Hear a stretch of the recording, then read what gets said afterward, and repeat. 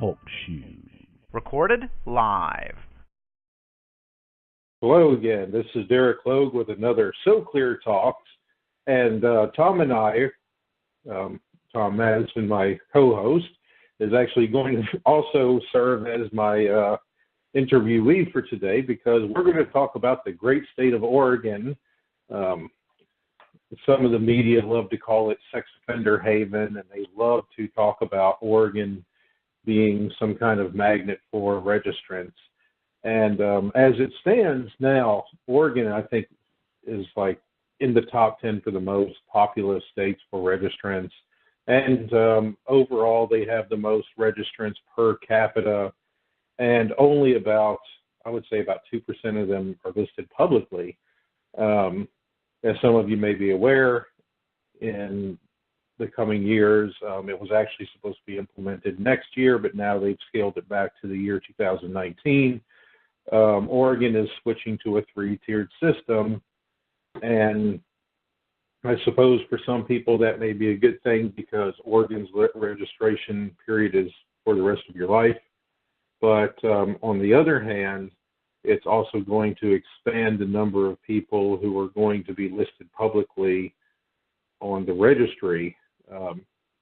Most people who register there aren't listed publicly. Only those they determine to be extremely predatory after a barrage of tests are considered predatory. But with this three-tiered system, obviously they're going to continue to publish those that are highest risk publicly, but the biggest concern that I have is that they're going to allow the sheriff's office to use discretion on whether or not to publicly list level twos, which I can just see the public pressure causing that to happen.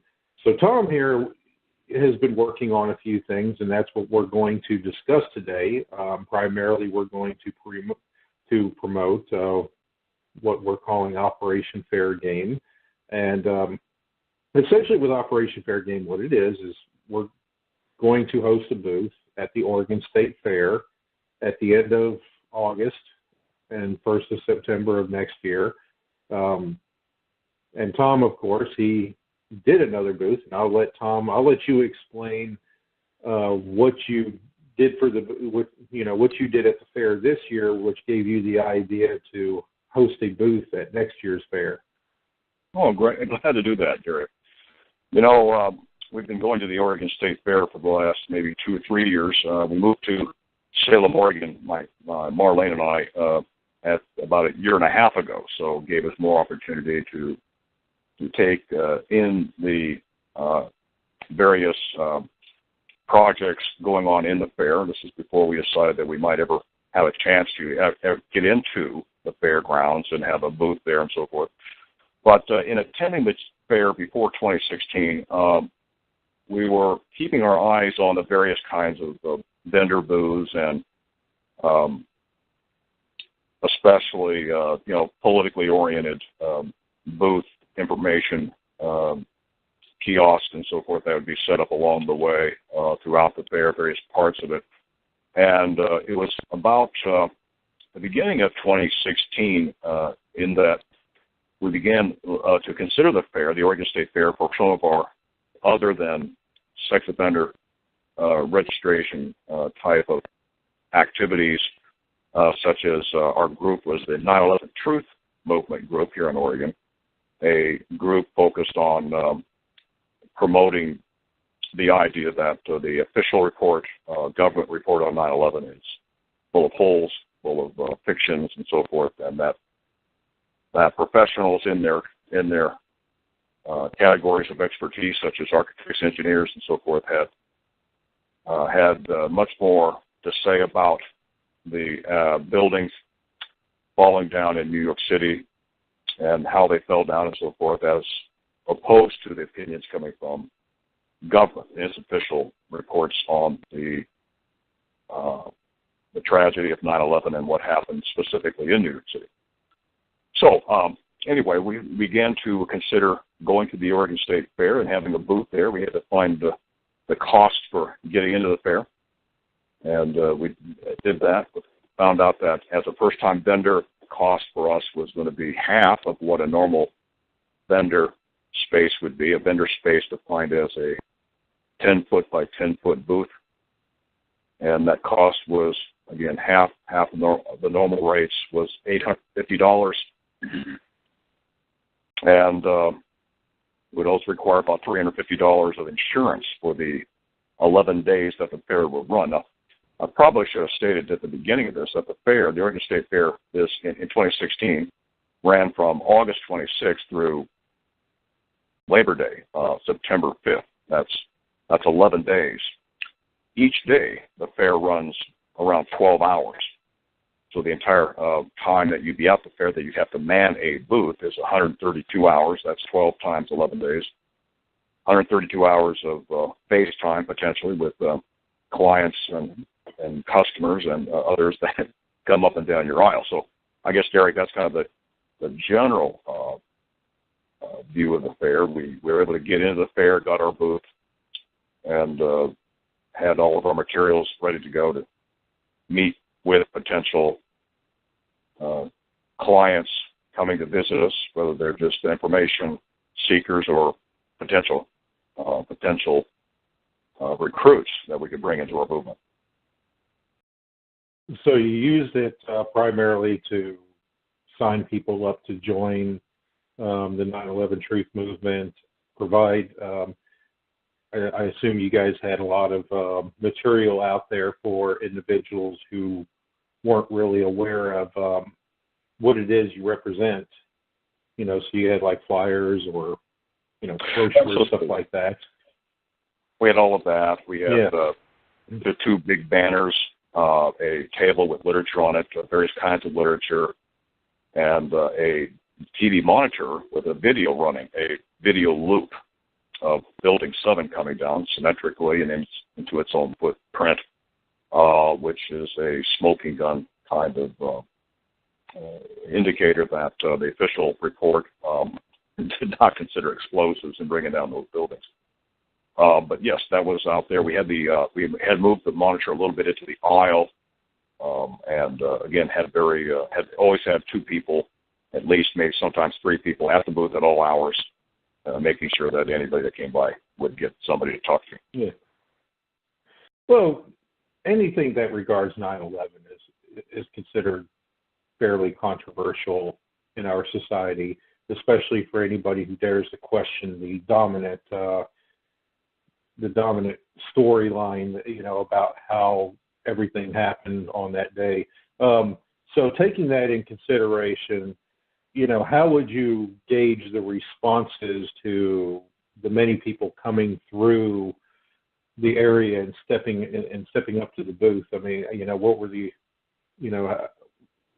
what would you say the ratio was good to bad responses? Yeah, that's a great question. And, my expectation in going into this effort to promote 9/11 is the first time in the country that anybody has been so bold as to take this into a closed space like a state fair, and where the expectations of that fair would generate 250,000 people who would come through those gates over those 11 days. My expectations were fairly low because as a member of the Truth Movement, whether it's the 9/11 Truth Movement or the Anti-Sex Offender and Repeal the Sex Offender Law Truth Movement, is that when you get into controversial political territory, you can expect some fiery conversation. But I tell you, Derek, my expectations were low, yet at the end of everything, after the end of these 11 days, I was surprised that of the many, many good responses we had, people that stopped by to have a conversation with us, I would just off the cuff say that 90% were favorable to what we were doing. They were thankful we were out there.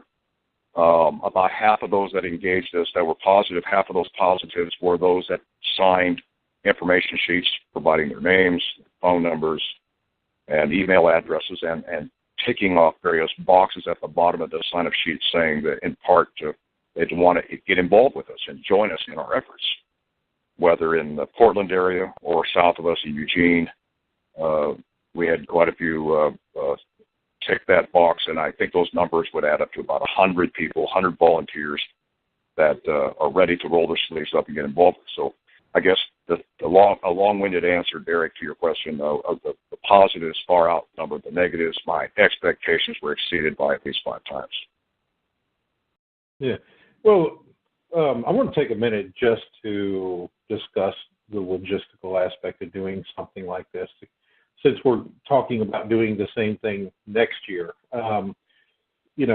According to the numbers that you sent me, in 11 days of operation at the fair, the Oregon State Fair attracted some 230,000 visitors. Those are pretty decent numbers. And you had given me an estimation that roughly 1,000 visitors each day visited, interacted with, and even signed petitions at the booth. How many people did you have manning the booth at any one time? And how long were your shifts? Right. Well, those numbers I gave you in previous conversations are probably I overestimated those. But let me just say that on any one day during the peak of the day, which would have been, let's say, from noon to 5 p.m. each day, we probably did have about maybe 1,000 people going by during that, not per hour, but throughout the day, maybe, during those hours. And of those, I would say we engaged face-to-face conversation time of about maybe 6 to 12 contacts per hour. Not a bad number given the controversial nature of our political messages. Right. And how many people did you have manning the booth though? At any one time?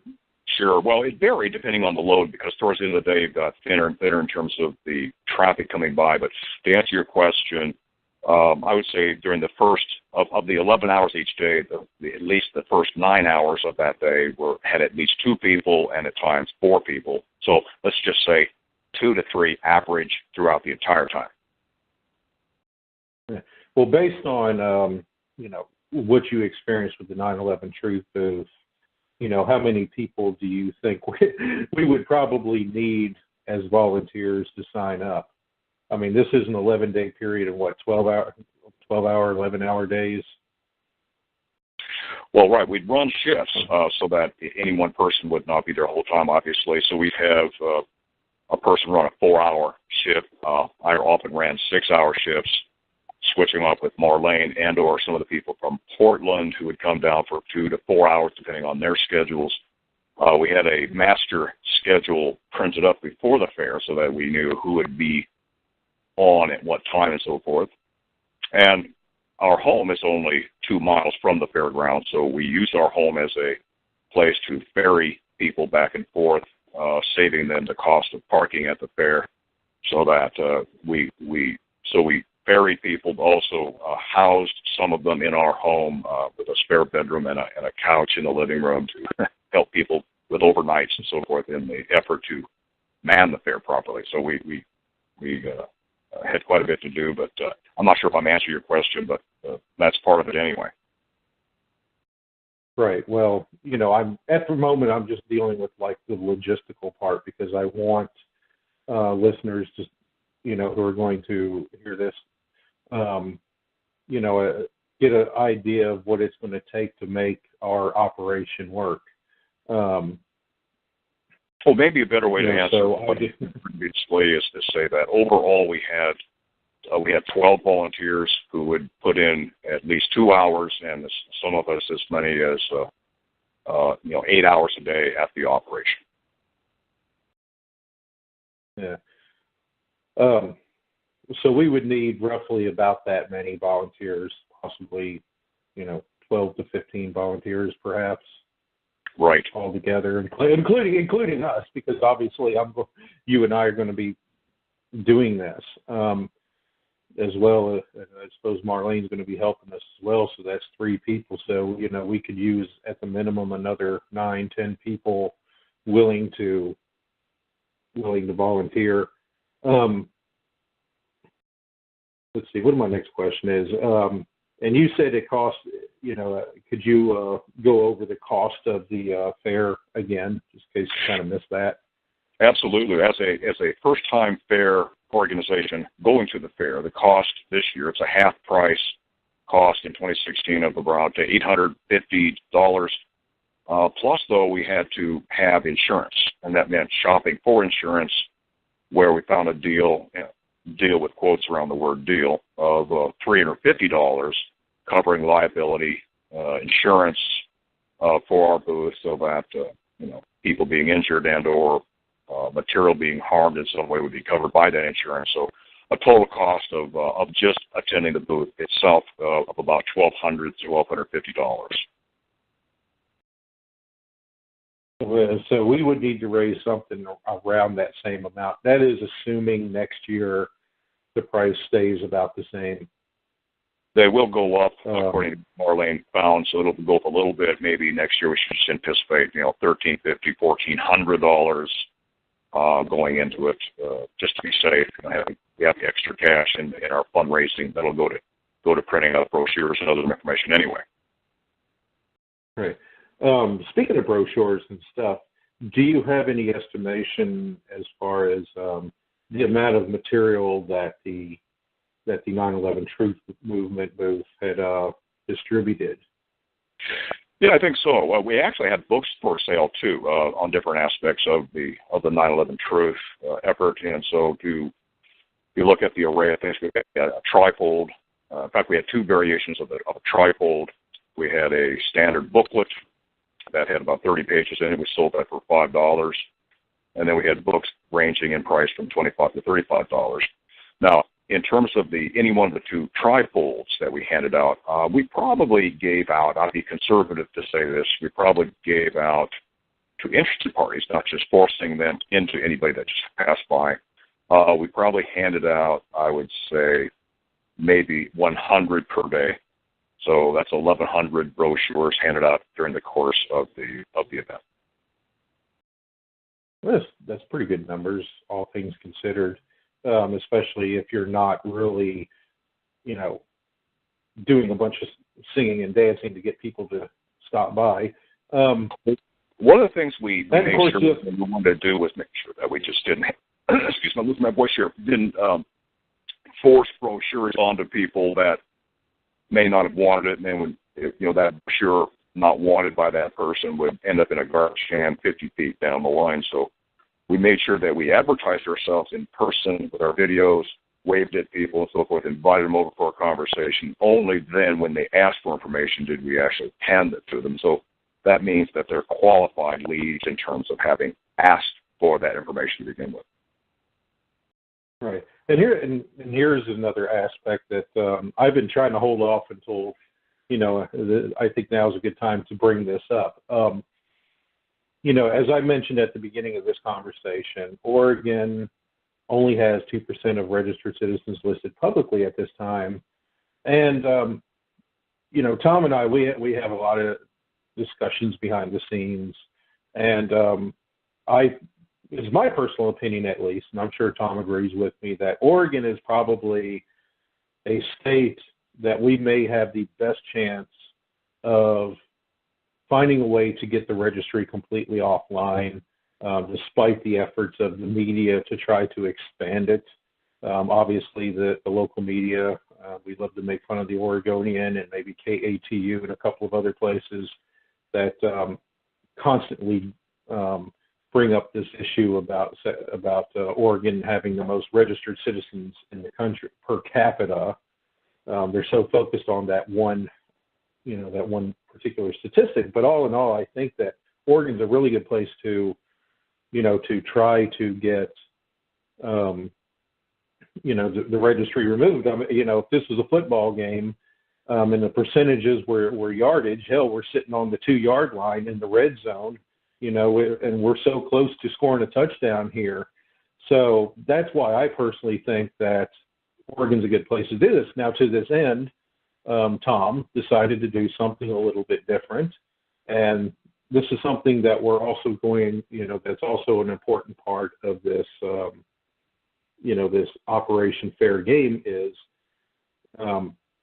Tom created a ballot initiative. Now, Tom, you can explain the ballot initiative and what it is and what it takes to get the initiative onto the ballot in the state of Oregon. Well, it doesn't take much. Yeah, I see what you mean. Excuse me. Pardon me. I want to get back to what you had mentioned a minute ago before I go into explaining the initiative and how what the particulars are of that. Getting back to those statistics that you had mentioned a few of. I attended a meeting just earlier part of last week where there was a meeting among the both houses in our state government here in Salem, Oregon, in the Capitol building, where they were going over many of the sex offender registry laws and expectations for the years 2017 and 2018 to come up. And during that presentation, they gave us some statistics to mull over, and one of those statistics had to do with various rankings, and as far as Oregon goes compared to the rest of the nation in terms of its population, how many registrants it has, and the per capita registrants per capita in various states. And it's kind of interesting that Oregon is 27th in population ranking, yet it is 6th among those states that have registered citizens in their listings. So that's 27th in population, 6th in the number of registrants on the registry, and of course, more and more people becoming aware of that, of all those statistics. We're number 1 in per capita. In that the sex offenders per 100,000 population, we're number 1 in that ranking. So what a proud place to be. So I think the legislature, based on those statistics, is realizing that we've got to do something with this ever-expanding registry. Here in Oregon, we currently are just under 29,000 registrants. Oregon has a lifetime registry. Nobody comes off of it, or if you do come off of it, it's sparing and limited, and I think they're trying to find a way to justify coming off the registry. So what they've done, what they did back in 2013, during that legislative time, is the bill was signed into law requiring that for the first time in all these many years of the registry in Oregon, a 2-tiered system is to move it to a 3-tier system, levels 1, 2, and 3 the most serious, and to have more. The goal would be to have more people on the public registry today. Currently, there are about 300 registrants on the public registry in Oregon, and they want to. I covered all of this. You did cover. Hey Tom, I did cover this at the beginning of the of this, so. I did bring that up. Actually, we mentioned it a couple times already. I just... let me answer your question then, because I didn't really get to it yet. Then to specifically answer your question, Derek, the initiative process in Oregon is one where you have to gather 1,000 signatures to qualify as an official initiative, which means that enough people had enough interest to at least sign that many onto your initiative. At that point, you have then the remaining time up till about July of 2018 to gather roughly 85,000 signatures in order to have it on the official voting ballot in November 2018. And you're getting an early start by by gathering signatures for 2018. And of course, the goal of the ballot initiative is to take the registry offline completely. I think yes, absolutely. The Initiative 3, 2018 Initiative 3, is worded repeal the sex offender registration law, whatever that takes. And we certainly hope to, if we don't get all those signatures, those 85,000 signatures over the next 2 years or so, we certainly will have had plenty of time to educate the public and to certainly in gathering signatures to make people ever more aware of the unfair nature of this sex offender registry law, among many police state type laws where citizens' rights and in general and people in specific who are accused of crimes and who are convicted of crimes have a fair time in a society that respects law, respects the Constitution, and returns civil rights and their basic legal rights back to citizens, regardless of their conviction or not. Right. So, Tom, you've already done some signature gathering for an initiative, so you've had a little bit of experience doing this now. Could you tell the listeners, how many signatures you had been able to gather just in the short amount of time that you had went out specifically on this initiative already? Right. Well, we have collected none on the Initiative 3 so far. We're waiting for our literature to get developed. We'll be out there on the street probably in the weeks ahead. But I wanted to answer your question by going back to the 2016 initiative. I think it was Initiative 81, which was to repeal the sex offender registry in Oregon. During the time between about December of 2015 through about May of 2016, in that 6-month period, we were able to gather 535 signatures of those agreeing that this repeal the sex offender registry law idea needs to be on the ballot.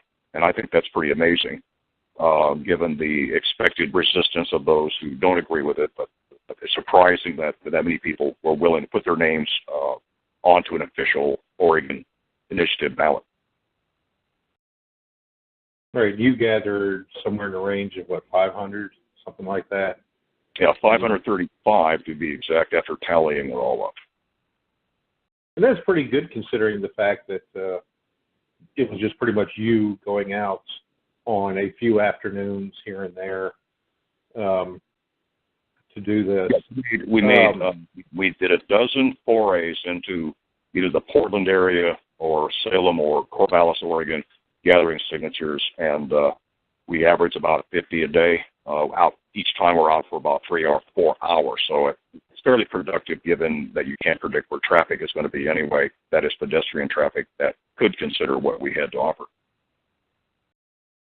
Well, that's actually pretty good. Now, imagine if we had, a couple of dozen volunteers who did this over the period of 2 or 3 months, because you managed to get that many signatures in essentially 11 days, or so. That's actually pretty impressive.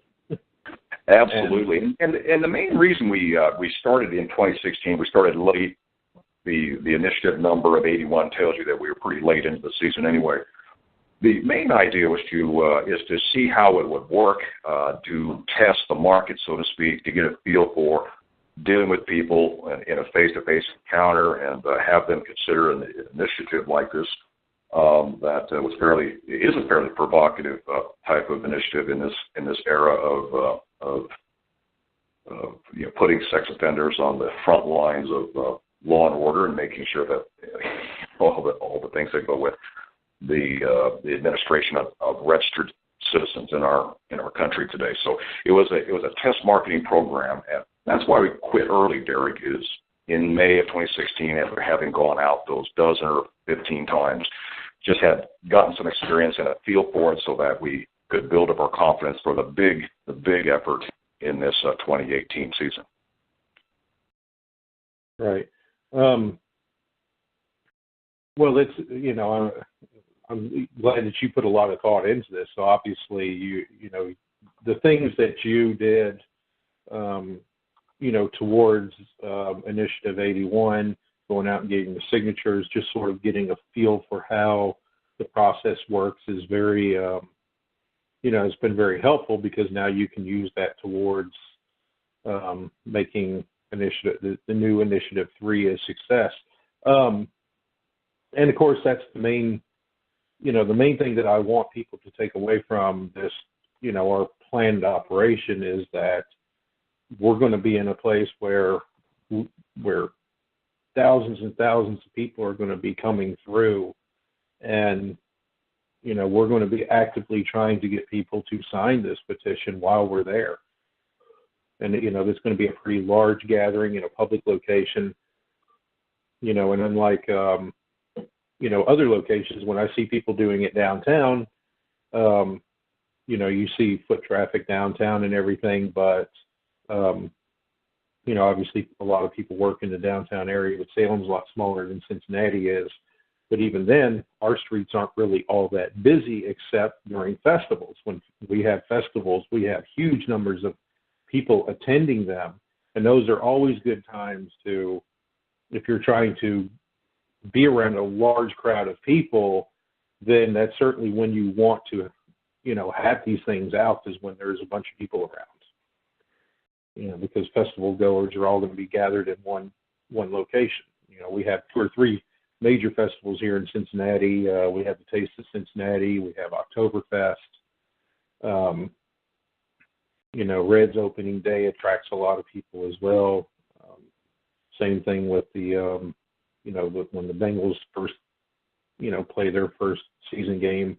So, during those times, there's a lot of movement downtown, lots of traffic. So this is obviously a good thing. What I really hope is that we can gather enough funds and enough volunteers to make this thing a success. We already know, Tom has already informed us when the date is going to be for next year's Oregon State Fair. It is August 25th, 2017 to September 4th, 2017. They start accepting applications sometime either in March or April, I've been informed. So we have a little bit of time yet for individuals to decide whether to support this operation, which we hope you do. Is there anything important that you feel that you need to add to this, Tom? Well, I think it's really important that we at least talk among ourselves and think about the possibility of attending a major event. I mean, let's face it, a state fair is one that attracts political candidates.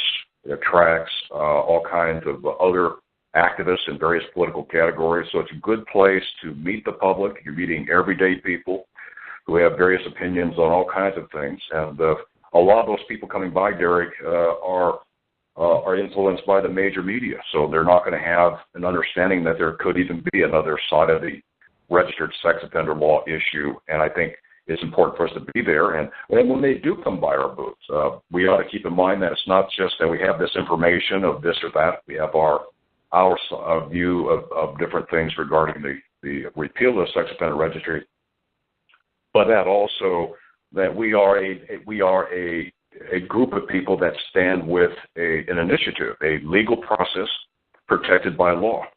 So it's an official political effort.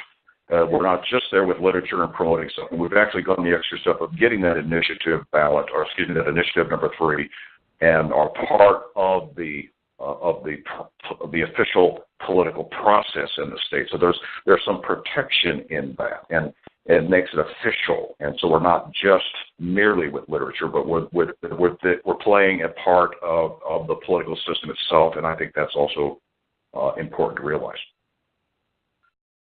Right. Well, let's summarize let's summarize our needs for the operation. So essentially, we're going to need to raise, not counting, just the basic cost just for getting our foot in the door. It was $1,250 last year. It may go up a little bit more. So, we expect to need about $1,300 to $1,500 or so to get in the door at the fair for a 10 by 10 foot booth, which also covers the insurance costs. We also need enough volunteers who are willing to be there, for various lengths of time over an 11-day period. Obviously, we're going to need the funds for the materials that we're going to be distributing during the fair, as well as the paper for the ballot initiatives and whatnot. And of course, obviously, people are going to, volunteers are going to have to, find a way to come up there and be a part of this thing. And, one of the main problems is, Oregon being such a small state, despite having so many registered citizens, we don't seem to have a lot of volunteers in that area. So we might have to recruit volunteers from Washington or California or, any of the other surrounding states if possible, to come be a part of this. And, this isn't a protest, so, we don't have much to fear, but, there's always that possibility that the media is going to be all over this. I mean, this is kind of unusual game plan of ours. So we may get some degree of public attention for it, maybe positive, may not be. How the media can be really fickle. They might run one of those, like, you won't believe who's at the fair this year kind of stories. But well, that's always always a possibility. Absolutely. What's interesting is that every so often you'll hear during the summer times when state fairs are going on around the country, occasionally there's an employee who's revealed to be a registered citizen and he's taken into custody and all that. So those registrants would, of course, make sure that they're within the 10-day time limits on either residency or working with the employment. So we have to keep those things in mind. But play by the rules and let those media people uncover legally participating registrants at a political booth, specifically trying to repeal the registry. I think that would make not just good state coverage, but good national, international coverage, if you ask me. Well, let's talk about, let's take a very brief moment to, discuss the local media climate there in Oregon. You've had plenty of dealings with the media in Oregon, so we're always picking on certain ones in particular because there seems to be a minority of media outlets which are really obsessed with this particular subject, particularly the discussion that we had about Oregon being number one in registrants per capita. So obviously KATU and the Oregonian have both, as far as I know, made massive articles over the last 3 years. And they seem to constantly come back to that particular subject.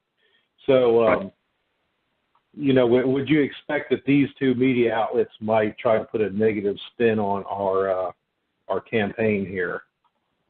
No, I think they'd be absolutely neutral about it. In other words, they would ignore us completely, is my guess, because anything that harms the golden egg laid by the goose who gives them the profits that they desire. Let's face it, today's media in the United States is a profit-focused media. It's not about the common good. It's not about informing the public about the truth of a matter. It's about a one-sided profit-generating effort to scare the public, to put fear into them in hopes that they would stop by and listen to a broadcast or pick up a newspaper. That's what it's all about. So we're not going to get any coverage at all, my guess. But again, you have independent media here and there, maybe in Corvallis, a more progressive community, maybe Eugene, maybe some parts of Portland. There'd be media up there that would possibly, if they're given information about us being there, possibly might cover us.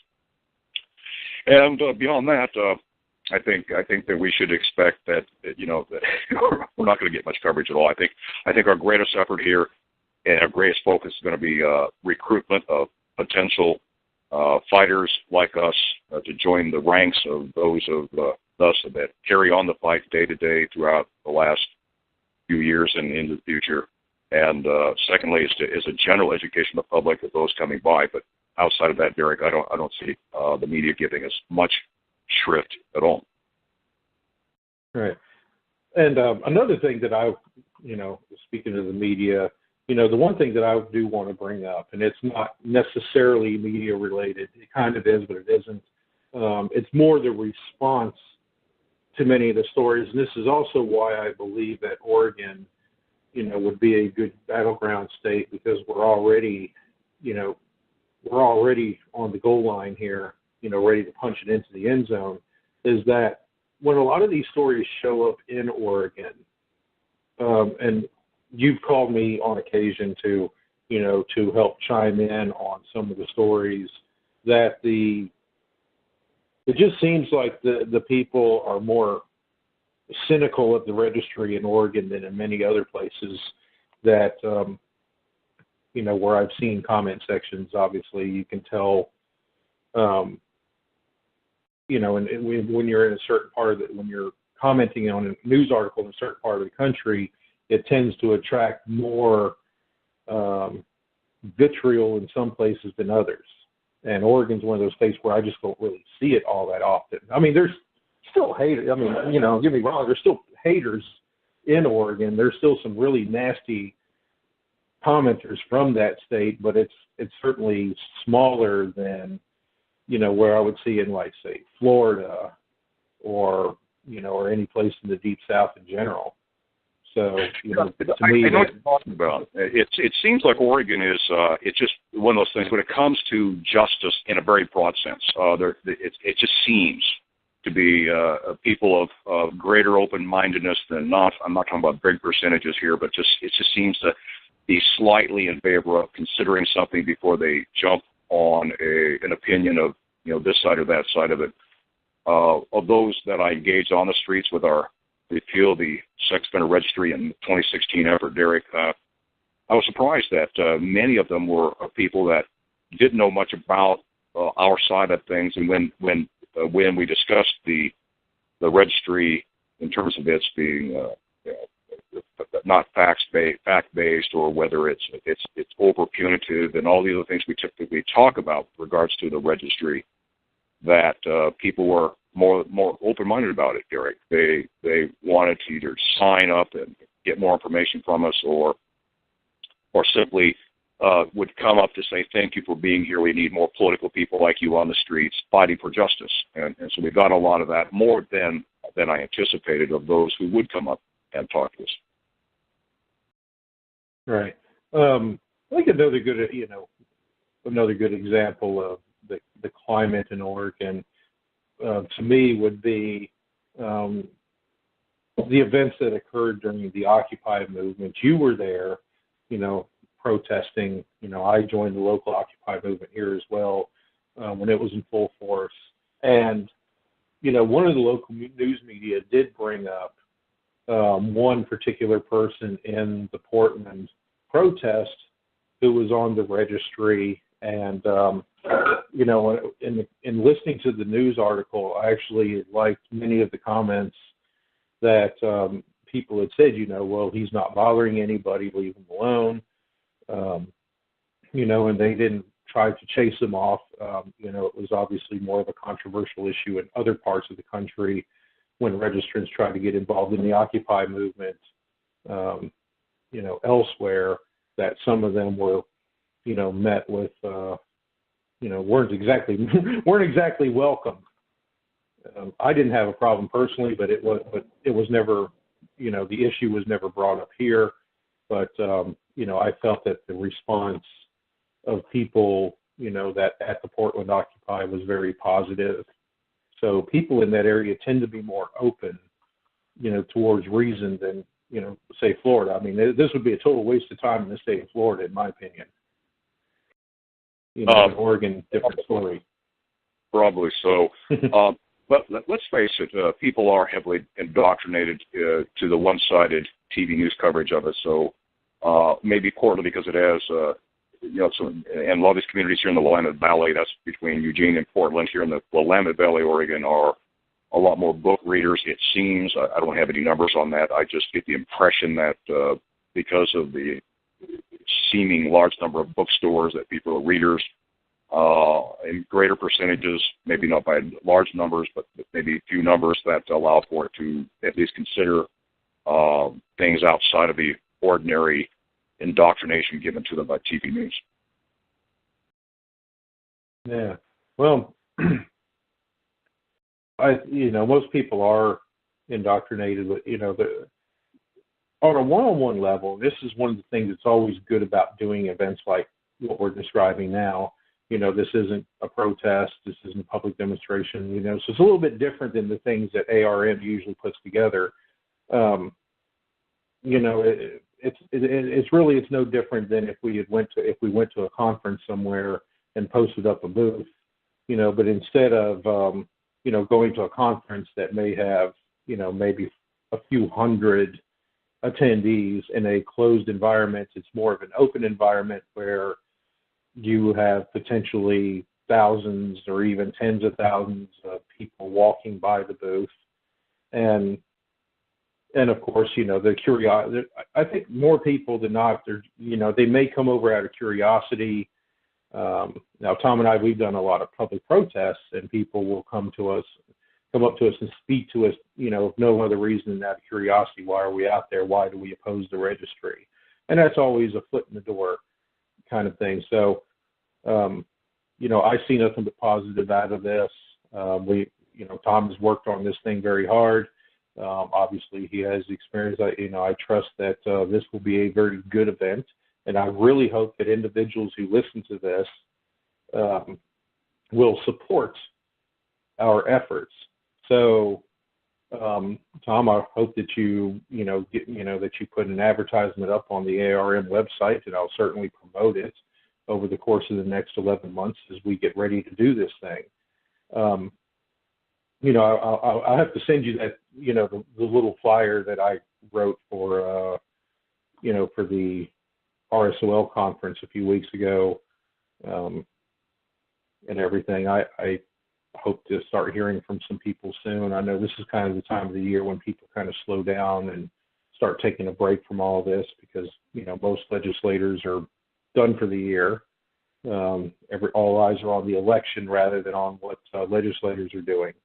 So probably business will pick up around January or so, but we're trying to get things going now. So hopefully we can, drum up some interest long before the deadline date to give people lots of time to prepare. Absolutely. So anyways, I have nothing. Go ahead. Oh, go ahead. Oh, also, if people want to find, it is something interesting to them as far as getting a fair presence like what we're trying to do at the Oregon State Fair in 2017 is they can certainly vote with their money and make a donation, $10, $20, $30 in place of their being here. So we can certainly think about it that way too. Yeah, as far as our resources go, we definitely need, the money for materials, the money for the registration costs and insurance and all the stuff that we'll need, materials and whatnot. And we also need, at least, 10 to 12 people, I hope, keep our fingers crossed that we get enough volunteers as well. At the bare minimum, I feel like if we can get, at least 2 people for 6-hour shifts, or possibly, more, for 4-hour shifts, then, that would be helpful. So that's, so we have lots of time for people to plan this all out. And also, Tom made a pretty good suggestion. Anybody who comes to Oregon to be a part of this thing, that maybe we'll have a pre-fair gathering in a special location that Tom and I have picked out. Really nice location to do to have a gathering. Out there at Smith Rock, Tom, the place. We saw it when we went out there last time I visited Oregon. Really nice place to have a presentation. A little gathering. Out Gary could also on their own. Vacation in Oregon. There's plenty to see, whether it's the oceans and whether it's here in the Willamette Valley, wine country here in the Willamette Valley, or up in the mountains, or in the high desert, whatever your flavor of entertainment goes, out in the greater outdoors, then Oregon certainly is a place for you. There's something for everybody here, so you could couple it up with a vacation, and then you give a couple of days at the Oregon State Fair at doing your booth time, and then take off on your vacation and go to the coast, go to the desert, go to the mountains. A nice vacation effort in 2017.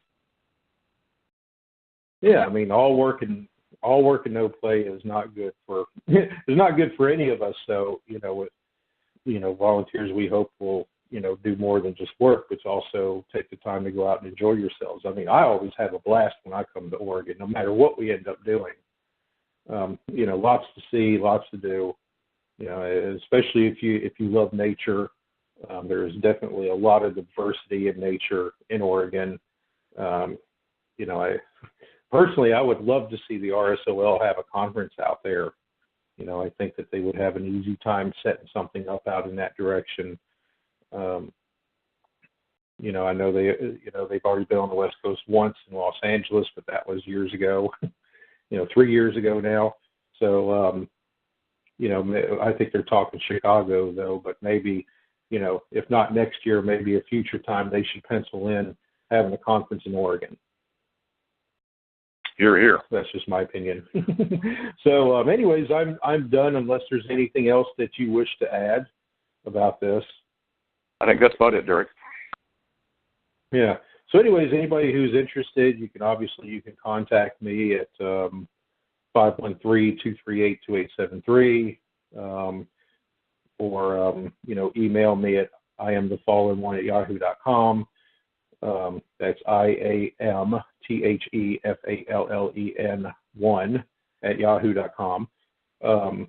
I'm sure Tom, if you want to take the calls, or if you want me to do all that, I don't mind either way.